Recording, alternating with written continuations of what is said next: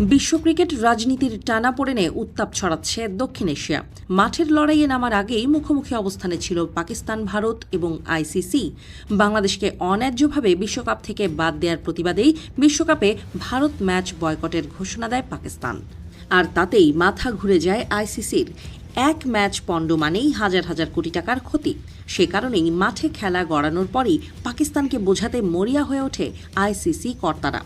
আমন্ত্রণ করা হয় বাংলাদেশ ক্রিকেট বোর্ডের সভাপতিকেও। সেখানেই নাকি বিষয়টা সুরাহার পথে। শোনা যাচ্ছে বিশেষ শর্তে ভারতের বিপক্ষে মাঠে নামতে রাজি হচ্ছে পাকিস্তান।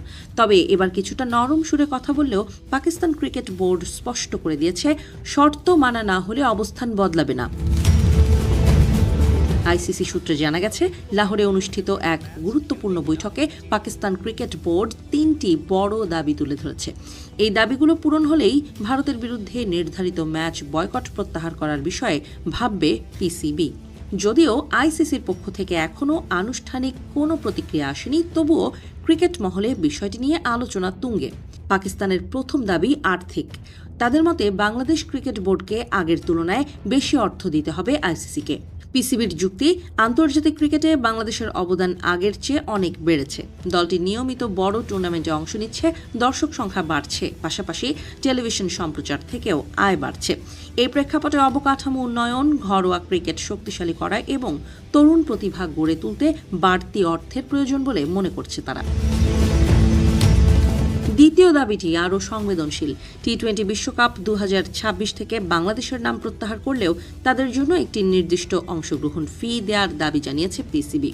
বোর্ডের বক্তব্য, কোনো দল টুর্নামেন্টে খেলতে নামার আগেই প্রস্তুতি, সফর পরিকল্পনা, খেলোয়াড়দের নিরাপত্তা এবং লজিস্টিক ব্যবস্থায় বিপুল অর্থ ব্যয় করে। শুধুমাত্র পারফরম্যান্সের ভিত্তিতে আর্থিক প্রাপ্তি নির্ধারণ করা হলে ছোট ও মাঝারি বোর্ডগুলো ক্ষতিগ্রস্ত হয়। তাই ন্যূনতম আর্থিক নিরাপত্তা নিশ্চিত করা জরুরি। তৃতীয় এবং সম্ভবত সবচেয়ে কৌশলগত দাবি হল ভবিষ্যতের একটি আইসিসি ইভেন্ট আয়োজনের শর্ত। পাকিস্তান চায় বাংলাদেশকে সামনে রেখে দক্ষিণ এশিয়ার ক্রিকেট বাজার আরও শক্তিশালী হোক।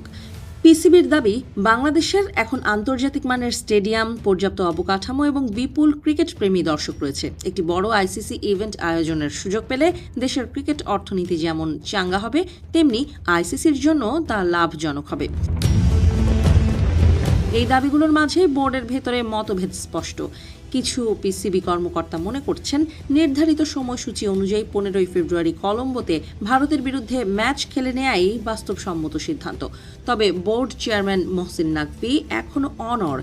তিনি বিষয়টি নিয়ে শেষবারের মতো পাকিস্তানের প্রধানমন্ত্রী শাহবাজ শরীফের সঙ্গে আলোচনা করতে চান। সোমবার তাদের বৈঠকের পরই চূড়ান্ত সিদ্ধান্ত আসতে পারে বলে ধারণা করা হচ্ছে। এদিকে পুরো বিতর্কের সূত্রপাত বাংলাদেশকে কেন্দ্র করে। নিরাপত্তাজনিত কারণ দেখিয়ে ভারত সফরে যেতে অস্বীকার করায় আইসিসি গত মাসে বাংলাদেশকে টি-20 বিশ্বকাপ থেকে বাদ দেয়। আইসিসির দাবি ছিল, কোনো নির্ভরযোগ্য হুমকির প্রমাণ তারা পায়নি, কিন্তু বাংলাদেশের অন্তর্বর্তী সরকার ও বিসিবি তাদের অবস্থানে অনড় থাকে। শেষ পর্যন্ত স্কটল্যান্ডকে বিকল্প হিসেবে অন্তর্ভুক্ত করা হয়। এই সিদ্ধান্তের পরেই পাকিস্তান প্রকাশ্যে বাংলাদেশের পাশে দাঁড়ায়। পিসিবি নেতৃত্ব বিসিবি প্রধান আমিনুল ইসলাম বুলবুলের সঙ্গেও একাধিক দফা আলোচনা করেছে। পাশাপাশি আইসিসির ফোর্স ম্যাজর ধারা নিয়েও প্রশ্ন উঠেছে। আইসিসি জানতে চেয়েছে, সরকারকে দায়ী করে কিভাবে ম্যাচ না খেলার সিদ্ধান্ত যুক্তিসঙ্গত হয়। সব মিলিয়ে মাঠের ক্রিকেটের পাশাপাশি প্রশাসনিক লড়াইও এখন সমান গুরুত্বপূর্ণ। একদিকে পাকিস্তান নীতিগত অবস্থান বজায় রাখার চেষ্টা করছে, অন্যদিকে আইসিসি টুর্নামেন্টের ধারাবাহিকতা ও বাণিজ্যিক স্বার্থ রক্ষায় সচেষ্ট। এই টানাপোড়েনের শেষ কোথায় তা জানতে ক্রিকেট দুনিয়া এখন তাকিয়ে রয়েছে ইসলামাবাদের দিকে।